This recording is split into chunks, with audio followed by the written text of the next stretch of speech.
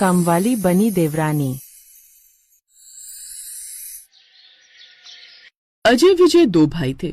अजय की शादी राधिका के साथ हो चुकी थी। अजय एक बहुत बड़ी कंपनी का मालिक था।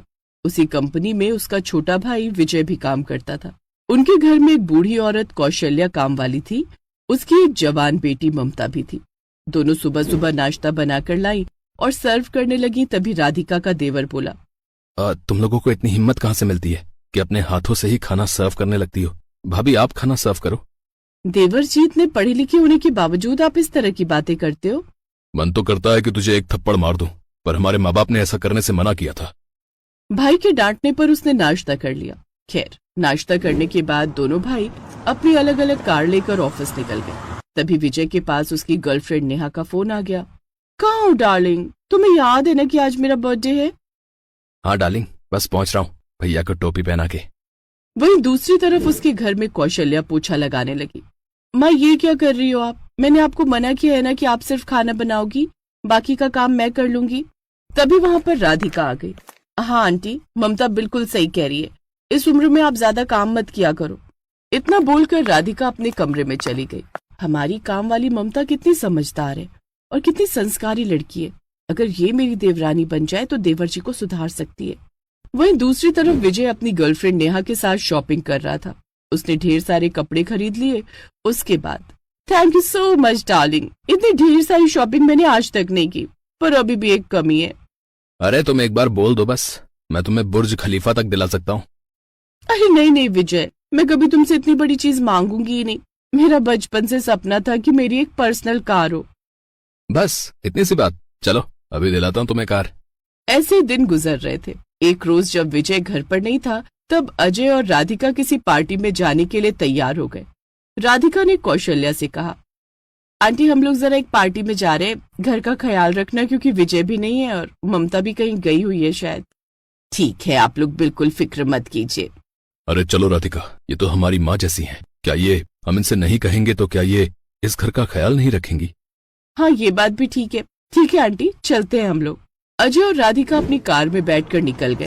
तभी रास्ते में तुम्हारी सहेली का घर पड़ता है, उन्हें भी तो पार्टी में चलना है। चलो उन्हें भी पिकअप कर लेते हैं। हाँ, ये अच्छा याद दिलाया तुमने। दोनों जैसे ही अपनी सहेली के घर पहुंचे तो देखा वहां पर ममता उसकी सहेली के दोनों बच्चों को पढ़ा रही थी। ये देखकर अजय और राधिका दंग रह गए। तभी वहां पर राधिका की सहेली भी आ गई। अरे राधिका, तू और यहाँ? मैं बस निकलने ही वाली थी, तुझसे तो मैं बाद में बात करती हूँ। ममता, तुमने कभी मुझे बताया नहीं कि तुम बच्चों को ट्यूशन भी पढ़ाती हो। हाँ मैडम, आपके घर में ज्यादा काम तो रहता नहीं, तो सोचा फ्री टाइम में बच्चों को ट्यूशन ही पढ़ा लिया करूँ। राधिका, मुझे पता है ये तेरी काम वाली है, पर ये बहुत टैलेंटेड है, ये बहुत पढ़ी लिखी भी है। इंटरनेट की दुनिया में तो कोई इसका हाथ ही नहीं पकड़ सकता। मुझे लगता है इसे अपनी पूरी जिंदगी काम वाली बनकर नहीं बितानी चाहिए। ममता को भी आगे बढ़ने का अधिकार है। हाँ बिल्कुल, हमने कभी ममता को नहीं रोका। ममता, तुम जो करना चाहती हो अपनी लाइफ में कर सकती हो। अगर किसी मदद की जरूरत पड़ेगी तो मैं तुम्हारी मदद करूंगा। थैंक यू भैया, आप जैसे मालिक किस्मत वालों को ही मिलते हैं। मुझे आप लोगों के साथ कभी ऐसा नहीं लगा कि मैं एक काम वाली हूँ। खैर, वो लोग पार्टी में चले गए। फिर रात को उसने इस बारे में अपने पति से बात की।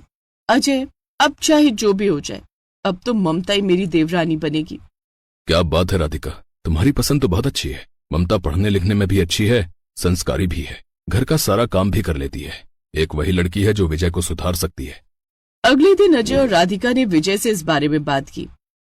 भैया भाभी, आप लोगों को हो क्या गया है? भाभी, एक काम वाली को आप अपनी देवरानी बनाना चाहती हो? अरे जमाना क्या कहेगा?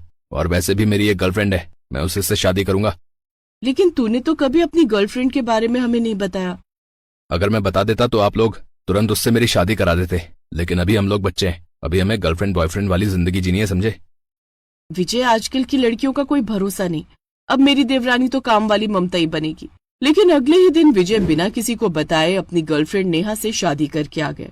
उसके भैया भाभी ये देखकर दंग रह गए। ममता और कौशल्या भी वहीं मौजूद थी। विजय, मैं तेरी हर गलती को माफ करता रहा, पर यह गलती माफी लायक नहीं है। तूने हमसे बिना बताए शादी कर ली। अगर मैं आज इससे शादी ना करता तो भाभी इस काम वाली को ही अपनी देवरानी बना लेती। आखिर कब तक मैं आप लोगों से डरता रहूंगा? हैं? मुझे भी अपनी जिंदगी जीने का अधिकार है। चलो नेहा, मैं तुम्हें अपना कमरा दिखाता हूँ। अब अजय अपने भाई को कुछ कह भी नहीं सकता था। नेहा उस घर की बहू बनकर रहने लगी। फिर एक रात अजय और राधिका। ये नेहा तो बड़ी बदतमीज है, जब देखो तब ममता के साथ बदतमीजी क्या करती है। मैं अभी भी कहती हूँ कि मेरी देवरानी ममता ही बनेगी।